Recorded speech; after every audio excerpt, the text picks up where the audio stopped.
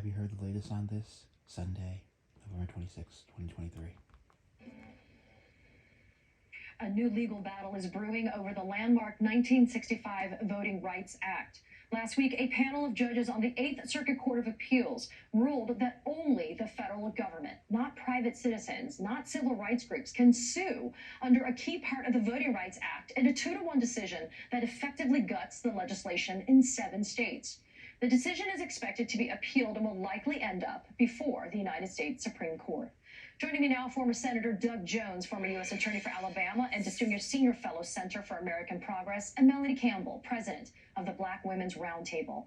Thank you both for being here for this really important issue. There's just been so much news to consume these days, and then when this ruling came out, I thought we have to talk about this. So, Senator Jones, I'd like to start with you. Let's talk a little bit more about this latest ruling that came out of that circuit and what it means for the Voting Rights Act right now. Sure. Well, thanks for having me, Katie. And look, this is a very serious decision. Over the last 50 years or so, the Voting Rights Act has been primarily enforced through private actions. The Justice Department just doesn't have the resources to go after every violation that the voting rights has had over the decades. And so this has been enforced by civil rights groups, advocates, voters who are affected by redistricting issues, by suppression issues. Those are the ones that are being most affected. And this decision, if it stands, will gut that and require only that the Department of Justice do that. And you can imagine that. You can imagine Democrats being able to do some of that. But think about this. Would Donald Trump ever file a Voting Rights Act violation case? Would any one of the Republican candidates? No, I don't think so. And I don't think that this law was made for the Justice Department alone. People have standing when their rights are being denied. Melanie, what does it mean for individuals or civil rights groups to no longer be able to sue under this particular act? I'll bring this to the attention of our viewers. Over the past 40 years, there have been at least 182 successful Section 2 cases. Of those 182, only 15 were brought solely by the Attorney General. Thank you, Katie, for the invitation. But what it means is we're back to states' rights, right? At the end of the day, what it means is states will have the power to determine who gets to elect candidates of their choice. The fact of the matter is it would depend on who's in the White House. So the people won't have the power to fight back when their voting rights are being violated, the ability to elect candidates of choice. And so that's the reality of what this could mean, as Senator Jones said, former Senator Jones.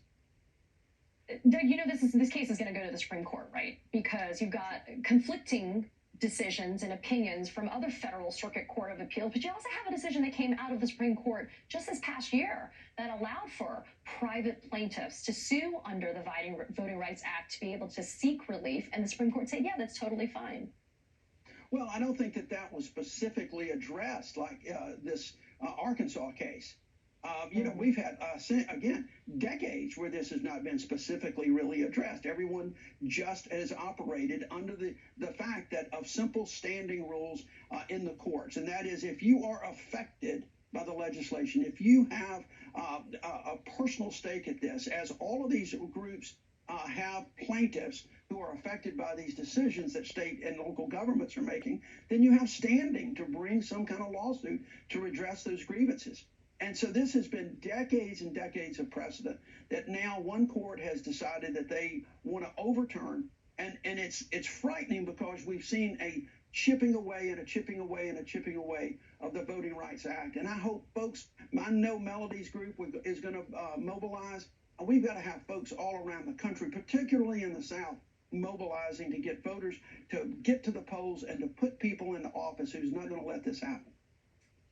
Melanie, this is not just what's happening in the courtrooms. I mean, this is a direct result of, to your point a few minutes ago about being state-centric, these gerrymandering of maps. This is why you have these lawsuits being brought, because you have legislators that are creating these unfair maps that do not accurately reflect the voting populace in a particular state. And the relief that's supposed to be offered is to go to court to get the right decision made.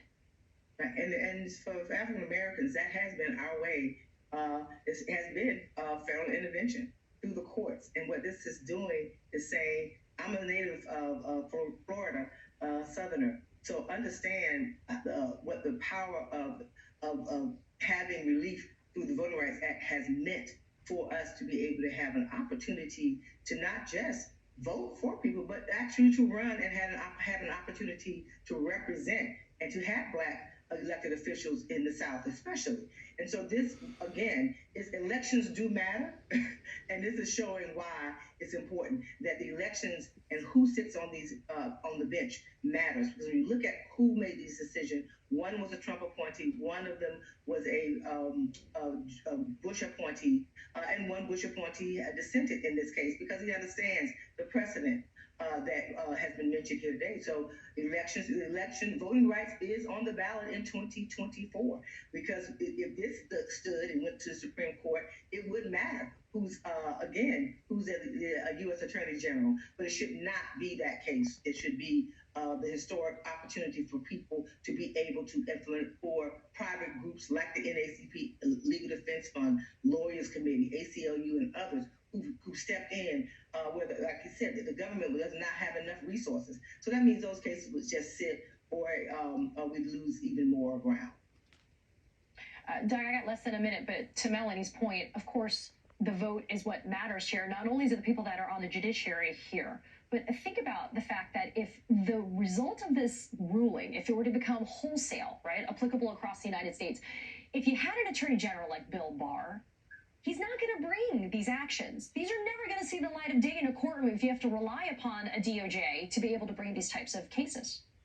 Yeah, there's no question. And I'll go one up on you. Imagine that Jeff Sessions from Alabama was an attorney general who hated the Voting Rights Act.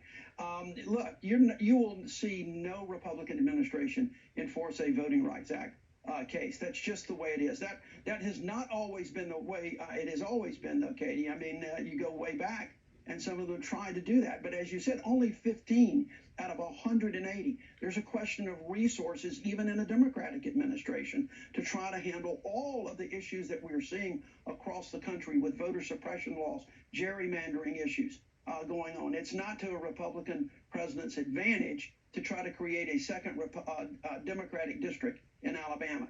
So this is really important, and I hope that everyone will get out there and try to let's mobilize for 2024 going forward so we can stop this.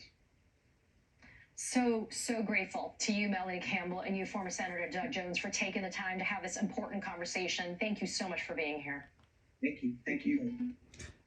I want you to look at history and look at the Civil Rights Act of 1875 and to read Reverend Dr. Martin Luther King Jr.'s speech or to watch it on YouTube, his Montgomery, Alabama voting rights speech, which he gave on March 25th, 1965. In a nutshell, he said that after slavery, black men and white men voted together in fusion coalitions. They weren't concerned about the color of skin. They voted economics. Hey, the Civil Rights Act of 1875 was passed. You know what it says? Treat everyone equally. Look it up. The Civil Rights Act of 1875. And the 15th Amendment gave African American men the right to vote.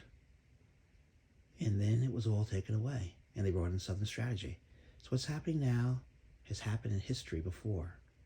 And so black men and black women in the South did not get the right to vote until what? August 6, 1965, with the passage of the Voting Rights Act.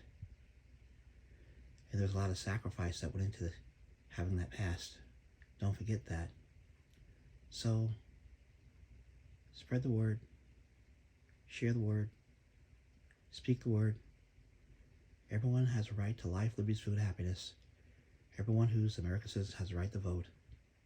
We live in a democracy, the last great hope for all of humankind. And by the way, if we just lift up the two greatest commandments, love God with all your what? Heart, soul, and mind, and love your neighbor as yourself. Who's your neighbor? Check out Luke chapter 10. Go down to the 25th verse. There's 37 verses. Pastor messed up, deacon messed up, Samaritan, half Jewish, half Arab, half Palestinian, half Gentile. Well, the Palestinians are also Semitic people too. The Jews, they're all cousins, right? Abraham's their father. But the Samaritan looked down upon in Jesus' day is the hero. will help the person in need. That's what agape love means. Everyone on this planet known as Earth has a right to be treated with dignity and respect, equally and equitably. Everyone, everywhere, every place. That's what it means to be, by the way, a true follower of Christ. Check out my webpage, church webpage, jsfljministriesinc.com. It starts with this scripture from Matthew chapter 7, verse 12. So in everything, do to others as you have them do to you. So in everything, you take actions that make life better for all people, everywhere, every place. You do it with agape love, concern, compassion. God bless you. God keep you on this Sunday, November 26, 2023, and beyond.